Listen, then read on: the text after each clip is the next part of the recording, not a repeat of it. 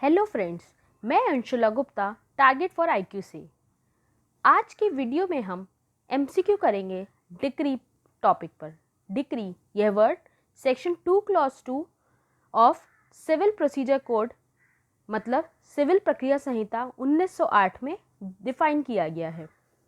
मेरी आपसे रिक्वेस्ट है कि आप हर क्वेश्चन के बाद वीडियो को पॉज करके उसे आंसर करने का प्रयास करें। इससे जो टॉपिक आपने मेरी लास्ट वीडियो से पढ़ा है डिक्री पर, वो आपका रिवाइज हो जाएगा। क्वेश्चन नंबर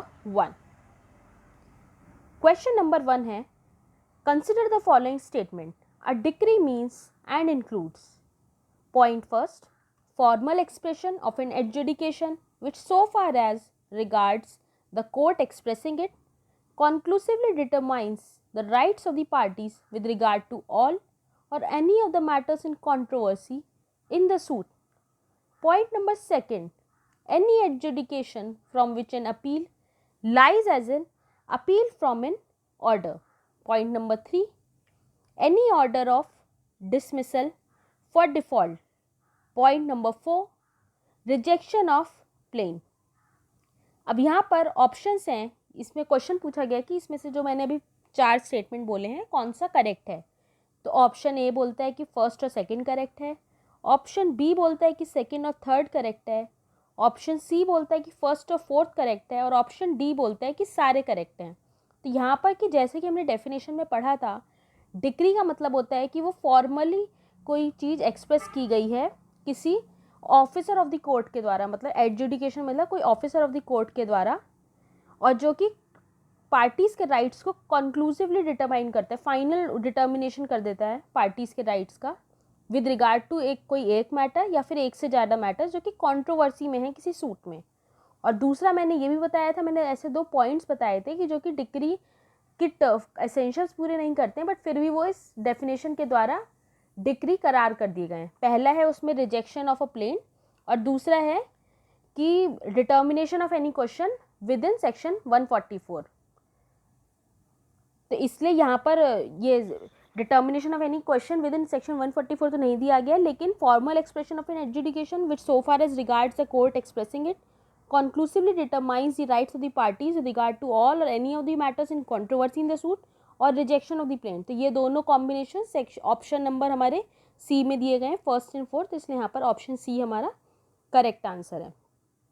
अब नेक्स्ट क्वेश्चन है, अ डिक्री में be preliminary, final, partly preliminary and partly final, और ऑप्शन डी कहता है कि all the of the above. तो यहाँ पर जो भी करेक्ट आंसर है वो आप मुझे कमेंट बॉक्स में कमेंट करके बताएं। अब question number 3, which one of the following is not a decree under civil procedure code. हमारे सिविल प्रोसीजर कोड में कुछ ऐसे भी मैंने पॉइंट्स बताए थे कि क्या डिक्री में इंक्लूड नहीं होते जबकि वो एसेंशियल्स पूरे करते हैं। तो ऑप्शन ए है rejection of a plaint for repayment of court fee, option B है any order of dismissal for default, option C है बोथ ए एंड बी, और ऑप्शन डी है नन ऑफ दीज। तो यहाँ पर any order of dismissal for default जो है वो सेक्शन 2 क्लॉज 2 में दिया गया है कि decree shall not include any adjudication from which an appeal lies as appeal from an order और any order of dismissal for default.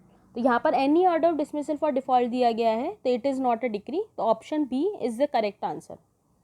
अब question number 4, a decree becomes final when option A it conclusively determines the rights of the parties, option B no appeal has been preferred against the decree, option C both A and B, and option D neither A and B। तो यहाँ पर correct answer है option C. जैसा कि मैंने अभी आपको पढ़ाया था कि 2 तरह की डिक्री होती है, एक होती है प्रिलिमिनरी डिक्री और एक होती है फाइनल डिक्री।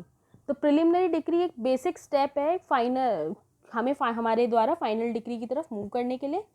पर कोई डिक्री फाइनल कैसे है ये हमें तभी पता चलेगा 2 पॉइंट से। पहला, उससे फाइनली पार्टीज़ के राइट्स डिटरमाइन हो गए हों, और दूसरा उस डिक्री के खिलाफ कोई अपील फाइल ना की गई हो, मतलब कोई अपील प्रेफर ना की गई हो, तो इसलिए वो डिक्री फाइनल हो जाएगी। तो यहाँ पर ऑप्शन सी है वो करेक्ट आंसर होगा।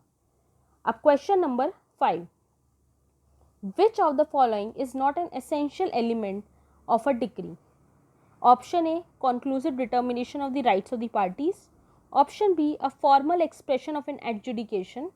Option C, an adjudication from which an appeal lies and appeal from an order. And option D, the adjudication must be given in a suit. यहाँ पर करेक्ट आंसर होगा option C. जैसा कि question में पूछा गया है कि नीचे दिए गए ऑप्शन में से कौन सा डिक्री का एसेंशियल नहीं है, तो ऑप्शन ए है कि conclusive determination of the rights of the party से डिक्री का ये एसेंशियल एलिमेंट है.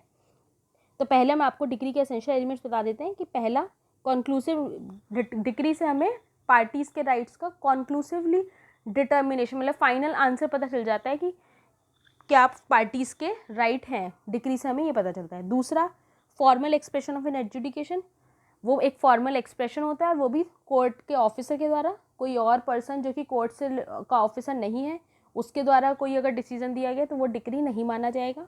तीसरा, ये जो डिसीजन दिया गया है it must be related to a suit, तो adjudication must have been given in a suit. तो इसलिए यहाँ पर ऑप्शन सी है जो कि हमारा करेक्ट आंसर होगा. ये डिग्री का एसेंशियल नहीं है. An adjudication from which an appeal lies an appeal from an order, ये स्पेसिफिकली पॉइंट दिया गया है कि डिग्री में यह चीज़ इंक्लूड नहीं की जाएगी. अब question number 6, decree holder means any person in whose favor a decree has been passed or an order capable of execution has been made. This definition of the term decree holder is mentioned under पहला option section 2 clause 2 of CPC, option B section 2 clause 3 of CPC, option C section 2 clause 4 of CPC and option D section 2 clause 5 of CPC.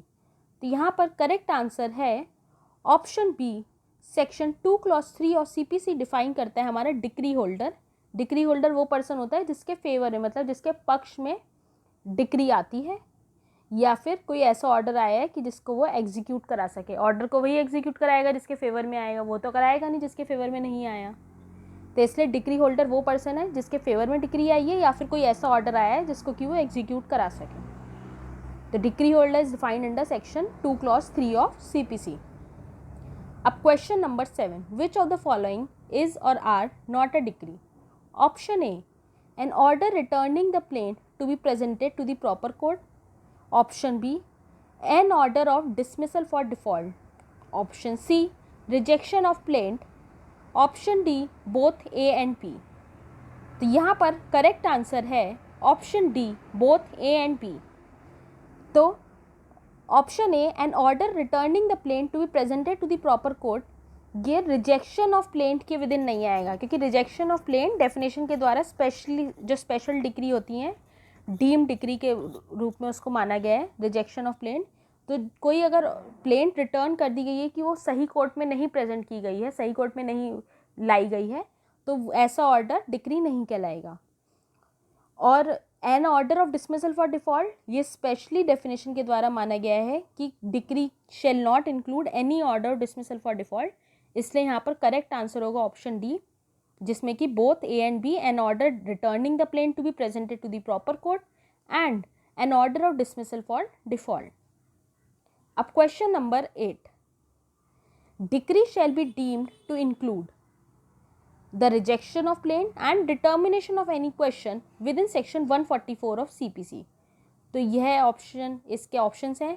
Option A wrong, option B right, option C it includes the rejection of plaint but does not include determination of any question within section 144 of CPC, and option D it includes determination of any question within section 144 but shall not include the rejection of a plaint.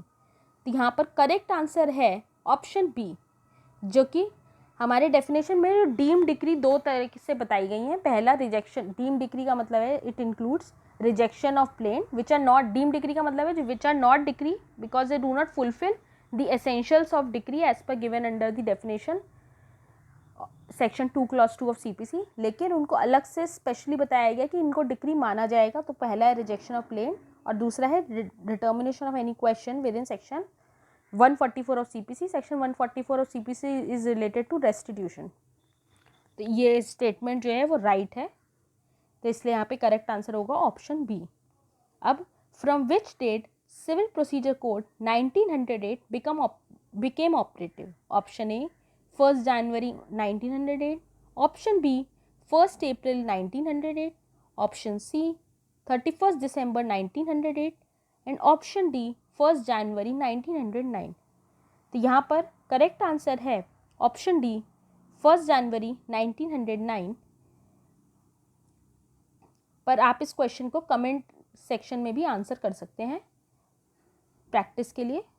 Question है from which date civil procedure code became operative. Option A 1st January 1908, option B 1st April 1908 and option C 31st December 1908 and option D 1st January 1909।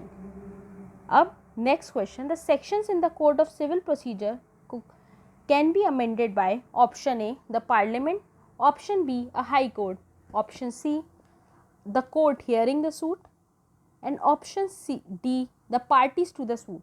Please answer this question in the comments below. I'll repeat the question. The sections in the code of civil procedure can be amended by option A the parliament, option B a high court, option C the court hearing the suit and option D the parties to the suit. I hope आज के इस video से आपके decree के concepts clear हो गए होंगे।